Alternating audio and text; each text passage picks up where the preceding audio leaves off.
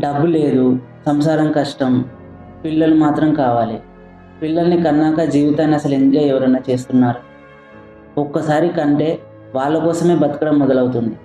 అసలు మీరు నిజంగా ఎప్పుడైనా జీవితాన్ని ఎంజాయ్ చేశారా? అసలు పిల్లలకి ఏం కావాలో మనకు తెలీదు.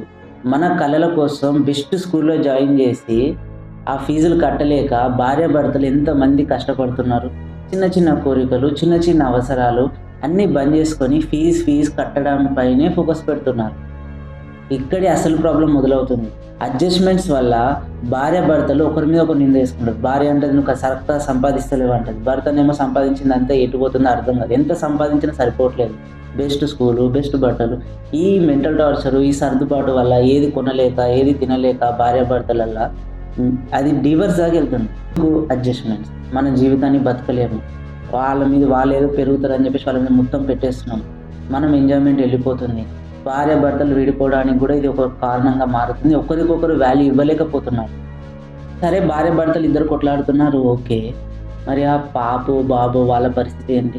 తర్వాత ఒక్కసారి వాళ్ళకి తెలివి రాగానే 4 ఇయర్స్, 5 ఇయర్స్ నుంచి ఎప్పుడు ఒకటే మ్యూజిక్ ఇంట్ల. కొట్టుకోవడం, తిట్టుకోవడం, కొట్టుకోవడం, తిట్టుకోవడం. సరిపోతలేదు. ఈ కోపం మెల్లగా పాపో, బాబో మీదకి మారుతుంది. ఇది రియల్ లైఫ్ సిట్యుయేషన్స్ చాలా ఇంట్లో జరుగుతుంది. నీ కోసమే మేము ఇన్ని చేస్తున్నాం. నువ్వు చదవట్లేదు. వాడికి అసలు ఎక్కుతుందో లేదో నెత్తికి, వాడి బ్రెయిన్ ఎంత ఫాస్ట్ ఉందో, వాడికి అసలు ఇది ఇంట్రెస్ట్ వస్తుందా లేదా, స్లో లర్నరా, పుట్టిన ప్రతోడు ఫీజు కట్టిన ప్రతోడు అంబానీలు, ఎలాన్ మస్కులు కారు గదా! ఏదో కొంచెం ఫీజు కట్టేసినవేమో నువ్వు, కట్టంగానే క్లాస్ టాపర్ అయిపోతారా వాళ్ళు? చదువుకున్నవాడు ఎక్కడైనా చదువుకుంటాడు. వాళ్ళ మీద పెడితే వాళ్ళ పరిస్థితి ఏంటి? వాడికేమో అర్థం అవ్వట్లేదు. వాడికి ఏం చేయాలని అర్థం. ఆ చిన్నప్పటి నుంచే వాడి మీదకి ఒక భారం వచ్చేస్తది. ఆహా! చిన్నపిల్లకి తెలీదు గదా! నా వల్లనే మా మదర్, ఫాదర్ ఇంత కష్టపడుతున్నారా? ఓకే. ఎలా అయినా చేసి నేను మా మమ్మీ, డ్యాడీకి హెల్ప్ చేయాలన్నట్టు మెంటల్‌గా ఫిక్స్ అయిపోతున్నారు.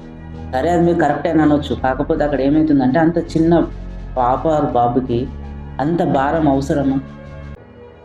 మీరు చేసే అప్పులు, మీరు సంతోషించని ఆనందాలు అవన్నీ వాళ్ళు పెద్దగయ్యి తీర్చాలన్న ప్రెషరు 5, 6 ఇయర్ ఆర్ 10 ఇయర్స్ ఒక పాపకు, బాబుకు పడితే ఎలా ఉంటది? కొంతమందైతే నెక్స్ట్ లెవెల్ కొట్టుకుంటారు ఇంట్లో తాగేసొచ్చా, ఇదేసి ఏం అర్థం గాక కొట్టుకుంటుంటే వాళ్ళు బిక్కుమనుకుంట భయపడుతుంటారు. వాడేదో ఒక సబ్జెక్ట్‌లో ఫెయిల్ అయితే బెల్ట్ తీసుకొని కొడుతుర్రు మీరు. మీరని గాదు చెప్తున్నాను అందరికి. బట్ ఆ పాపో, బాబో ప్లేస్‌లో ఉండి ఆలోచించండి.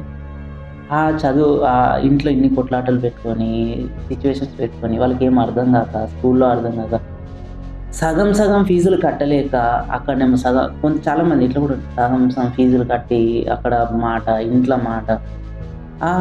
ఆ గాయం వాళ్ళని వదులుతుందా అసలు? ఎంత పెద్దగయినాక గాని. ఇంకా మీరు ఎక్స్‌పెక్ట్ జేస్తారు వాళ్ళు పెద్దగయ్యి మిమ్మల్ని ప్రేమగా చూసుకోవాలని ఎక్స్‌పెక్ట్ జేస్తారు. మీరు బెల్టులతోని, కట్టెలతోని, రబ్బర్ చెప్పులతోని కొట్టి కొడతారు మీరు. మీరనే గాదు చాలా మంది కొడతారు పేరెంట్స్. నీ కోసం నేను సంపాదించిన సగం నేను స్కూల్ ఫీజు కడుతున్నా. నేను ఓళ్ళు కట్టమన్నారు కదా! వాడికొస్తదో రాదో, వాడు చదువుతాడో చదవడో. ఎందుకు? ఒక మంచి స్కూల్‌లో ఎయి. మరీ టూ మచ్‌గా లక్షల్లో ఫీజులెందుకు? సరే నువ్వు సంపాదిస్తున్నావు. ఒక మంచి జాబ్ ఉంది. 50,000 వస్తున్నాయి. 30,000 ఫీజు అవసరమా ప్రతి నెల? ఒక ప్రైవేట్ స్కూల్‌లో ఎయ్యు. చిన్నగా చదువుకొని చిన్న స్కూల్‌లో చదువుకున్నోళ్ళు పెద్దవాళ్ళు అవ్వలేరా? గవర్నమెంట్ స్కూల్‌లో ఎయ్యండి. ఇంగ్లీష్ మీడియం ఉంది. లేదు గవర్నమెంట్ వద్దని ఒక చిన్న ప్రైవేట్ స్కూల్‌లో ఎయ్యండి. చదివిపియండి. హోమ్ ట్యూషన్ పెట్టండి. యూట్యూబ్ ఎంత నాలెడ్జ్ ఉంది బయట. దీనివల్ల నేను చెప్తున్నాను మీకు ఏది రిటర్న్ రాదు. కొట్టడం వల్ల, తిట్టడం వల్ల మీకేం రాదు. మీరు సంతోషంగా ఉండలేరు. వాళ్ళు సంతోషంగా ఉండలేరు. నా సజెషన్ ఏంటంటే కనీసం గ్యాప్ ఇవ్వండి మీరు. పిల్లల్ని కనడానికి కొంచెం గ్యాప్ ఇచ్చుకోండి. పెళ్ళయిందా అడ్జస్ట్‌మెంట్ అవ్వండి. ఫస్ట్ మీ ఇద్దరు ఎంజాయ్ చేయండి. ఒక 1, 2 ఇయర్స్ మినిమమ్ 3, 4 ఇయర్స్ ఎంజాయ్ చేయండి. లేదు ఇప్పుడు చాలామంది వచ్చా అంటారు ఏందంటే 2, 3 ఇయర్స్ ఎంజాయ్ చేస్తే పిల్లలు పుట్టరు. పీసీఓడీ, ఎస్సీఓడీ, ఎండీఓడీ ఏవేవో వస్తున్నాయి. అవును వస్తాయి. అందరికి ఉన్నాయా ఆ ప్రాబ్లమ్స్? లేవు గదా! ఆ పీసీఓడీ ఎందుకొచ్చిందో ఎవరైనా వర్క్ చేస్తారా? ఏదో టాబ్లెట్స్ అవి వేసుకొని ప్రెషర్ మీద పిల్లల్ని కనేస్తారు. అసలు అది ఎందుకొస్తుంది? దానికి డైట్ చేయాలనా? హెల్తీగా ఉన్నారా మీరసలు? ఇప్పుడు 10లో ఇద్దరు పిల్లలు 10 మంది కంటే ఇద్దరు ఫెయిల్యూర్. అంటే అబార్షన్స్ లేకపోతే మిస్‌క్యారేజెస్ లేకపోతే పుట్టినంక అడ్డం దొడ్డం పుట్టడము ఇలా పుడుతున్నారు. తెలుసా మీకు? ఎందుకు మీరు హెల్తీగా లేకున్నా అని ప్రెషర్ఫుల్గా పిల్లల్ని ఇట్లనే కనేయాలి. మీరు ఇద్దరు కావాలి మళ్ళీ మీకంటే మనకి అందరికీ ఈ సొసైటీ స్టాండర్డ్ అది అయిపోయింది. ముందు కాలంలో 8 మంది 10 మంది, ఇప్పుడు ఈ జనరేషన్లో మినిమం ఇద్దరు. కానీ వాళ్ళిద్దరూ ఆడుకుంటారు అనుకుంటున్నాం, కానీ మీ ఫ్యామిలీని ఆలోచించక మీ ఇద్దరు అన్నదమ్ములైనా సరే, మీ వైఫ్ వాళ్ళ ఫ్యామిలీలో కూడా కొట్టుకొని వాళ్ళు ఉన్నారా? పెళ్ళిళ్ళు అయ్యే వరకు ఎవరైనా అయ్యాక ఉంటారా? పెళ్ళిళ్ళు అవ్వకముందు కూడా ఎప్పుడెప్పుడు వెళ్ళిపోవాలన్నట్టు ఉంటుంది తప్పితే ప్రేమలు ఉంటున్నాయా?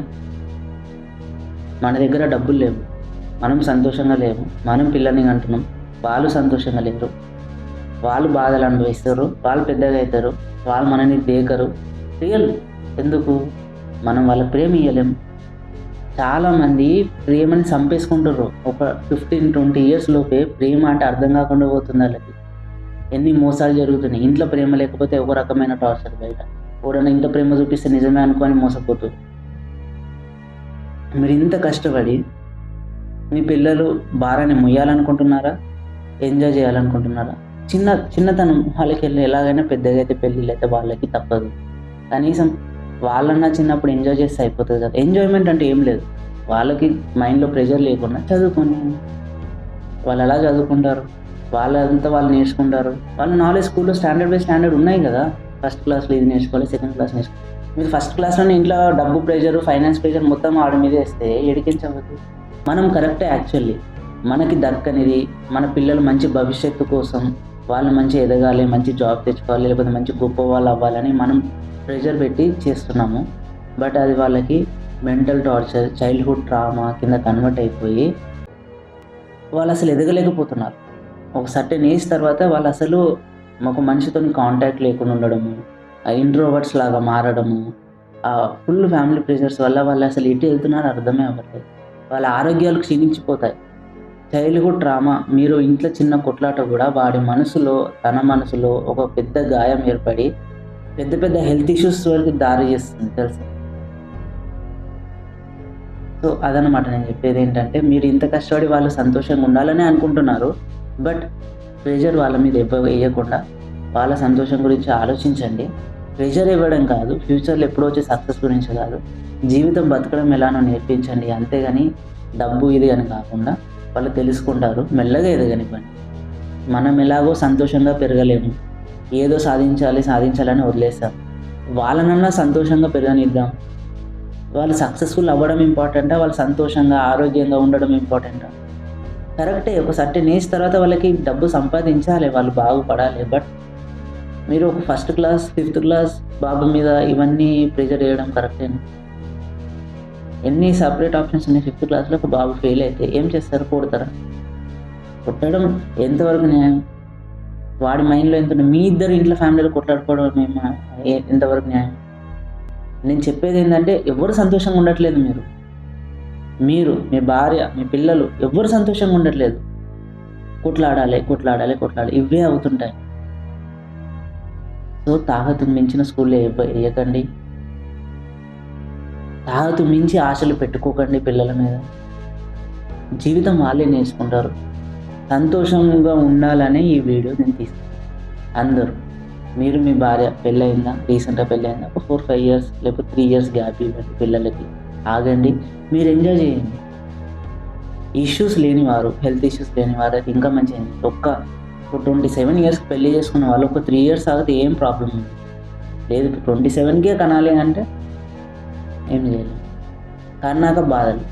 ఇదంతా నేను మాట్లాడేది మిడిల్ క్లాస్ డబ్బు లేని వారి గురించే. మిడిల్ క్లాస్ డబ్బు లేదు అంటే ఉంటుంది డబ్బు, ఉండదు డబ్బు, అంతే. 20 వస్తుంది, 30 పోతుంది, ఇదే మిడిల్ క్లాస్. మిడిల్ క్లాస్ అంటే ఇంతే. 30 వస్తే 40 పోతుంది, 30 శాలరీ వస్తే 50 ఖర్చులు అవుతాయి, ఇదే మిడిల్ క్లాస్. సరిపోదు మనకి. వాళ్ళకి నేను చెప్పే వీడియో. మీరు రిచ్ పీపుల్ అయితే ఐఎమ్ సారీ, ఈ వీడియో మీకోసం కాదు. మీకు కోట్లు ఆస్తుంటే ఈ వీడియో మీకోసం కాదు. మీకు బిలియనియర్స్, కోటీశ్వరులు అయితే ఈ వీడియో మీకోసం కాదు. జస్ట్ మిడిల్ క్లాస్ కోసమే ఈ వీడియో. పూర్ పీపుల్ అయితే మన వీడియో చూడరు, వాళ్ళకి ఎట్లాగో వాళ్ళు ఆగరు. వాళ్ళు కూడా అంటుర్రు మనకి వాళ్ళకి తేడా లేదా, వాళ్ళంటే కంటనే ఉంటారు. మనం ఆలోచించాలి. నేను కనీసం ఎంజాయ్మెంట్ గురించి నేను మాట్లాడుతున్నాను. మీరు హ్యాపీగా ఉండండి, భార్య భర్తలు ఇద్దరు మైండ్ సెట్స్ అర్థం చేసుకోండి, సంతోషంగా మారండి. సొసైటీ ప్రెషర్ ఉంటుంది, అవును, కానీ మీరు నిలబడాలి. ఏదో హెల్త్ ఇష్యూ ఉంది, హాస్పిటల్ తిరుగుతున్నామని చెప్పండి, సొల్లేయండి ఇంట్లో. మీరు ఎంజాయ్ చేయండి. హాస్పిటల్‌కి వెళ్తున్నాం, చూపించుకుంటాను, మంచి సినిమాకి వెళ్ళండి. హెల్త్ బాలేదని చెప్పేసి ఒక రౌండ్ వేసి రండి బయటికెళ్ళి. పిల్లలు కాకుండా ఇంట్లోళ్ళు ఎట్లా ఎటు పోనీయరు కాబట్టి అటు ఇటు వెళ్ళండి. ఒక ట్రిప్‌కెళ్ళండి. ఒక గుడి ఉంటది, అక్కడికెళ్తే పిల్లలు పుడతారంట అని చెప్పి అదే వంక వాడుకొని కార్‌లో వెళ్ళిపోండి. అటు సైడ్ గోవాకెళ్ళిపోండి ఒక వారం రోజులు. గుడిలో దర్శనం అయితుంది, అదైతుంది, ఇంట్లో సోది చెప్పుర్రు. ఒక హిల్ స్టేషన్ వెళ్ళండి. ఈ చిక్మగళూరు, కేరళ ఇవన్నీ ఉన్నాయి కదా, అటొక ట్రిప్ వేయండి. మంచిగా ఎంజాయ్ చేయండి నేచర్‌ని, లైఫ్‌ని ఎంజాయ్ చేయండి.